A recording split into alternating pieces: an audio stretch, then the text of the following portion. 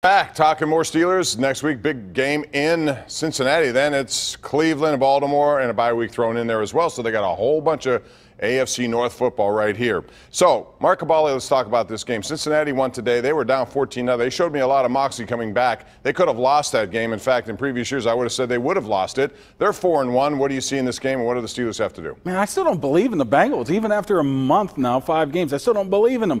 I think they're still going to turn into the Bengals at some point here. What's good for the Steelers in this game is Cincinnati's very, very Atlanta-like, as in offensively and defensively. So I like their chances. Plus, when they go to Cincinnati, I couldn't even tell you the last time they lost. They go into the break, 3-2-1?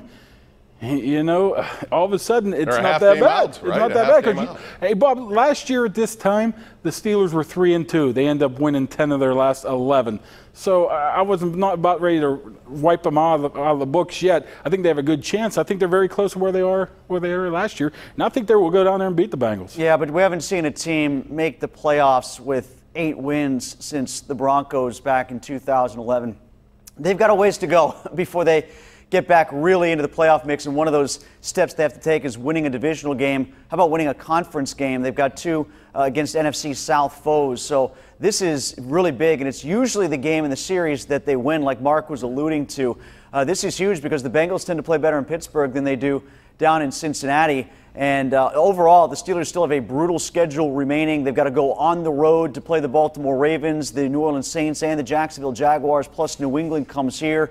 And 2 trips against lousy teams, but teams they tend to struggle at when they go on the road, and that's Denver and Oakland. So all that being put together, let's see if the Steelers can actually maintain some traction, momentum. A lot of the players in the locker room were talking about how good of a week of practice this was and how they actually bought in to what the coaches were saying.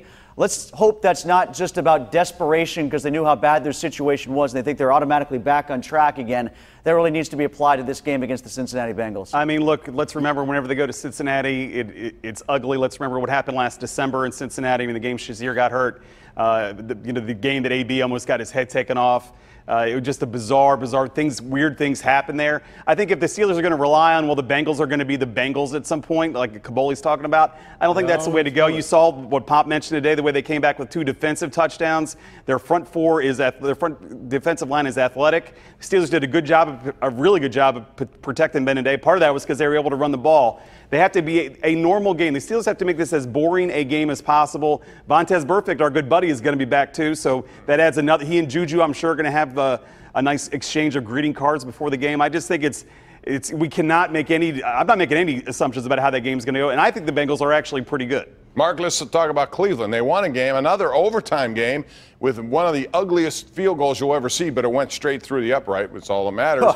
9-6. Baker Mayfield still threw a lot of yards. This Cleveland team is for real. You're not buying Cincy. Are you buying Cleveland? A little bit more than I'm buying Cincy. Isn't it possible that the Bengals could have been like 1-0-3 right now or something like that? 1-0-4? That's how many overtime games they've been in. I like their offense.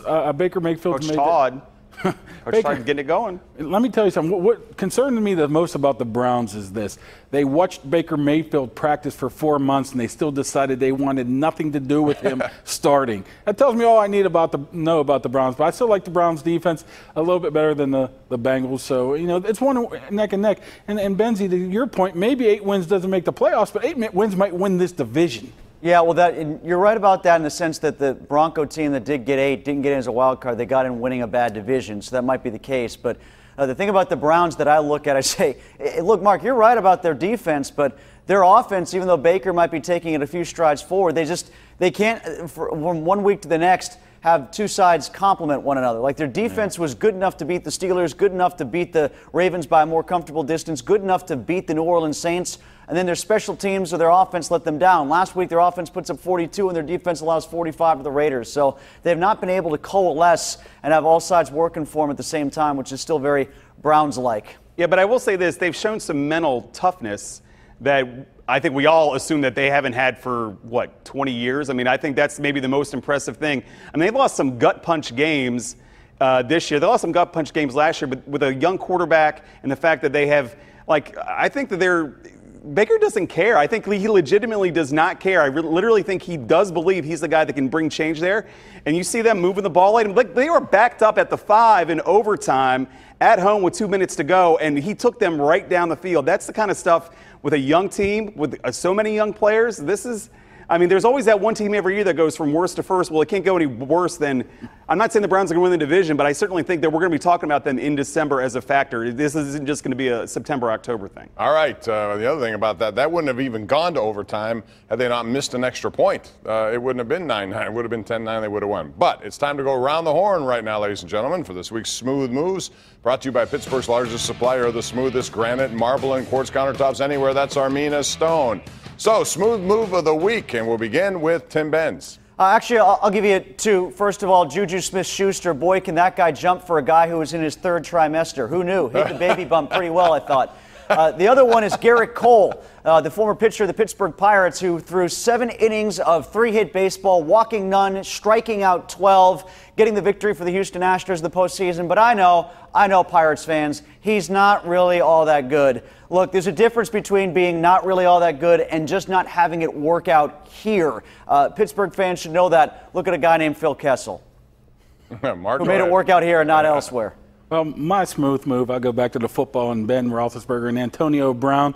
You know what? They were talking on the sidelines today. Yay to them. But I thought the smooth move was when the PA announcer announced that AB passed John Stallworth for 2nd most touchdowns, and Ben did his little clap, golf clap, and Antonio Brown leaves the huddle to go over and embrace him right in the middle of the field. That's just so smooth. And just don't believe the media, man. These guys love I thought you were going to say when they announced the 1st down when it was 3rd and 1. I thought that's what you were talking about. No, they embrace like they loved each other. They didn't even text each other. About us. Well, Pompa, what's the kid from Alabama? What's his last name? Tagovailoa. Yeah, 2 right. touchdowns. Smooth move by Bob to get that one out. That way, my smooth move is A, Pomp for pronouncing that correctly because I got no shot. And 2, look, the Tua kid from Bama, 25 incompletions this year, 18 touchdowns through 5 games.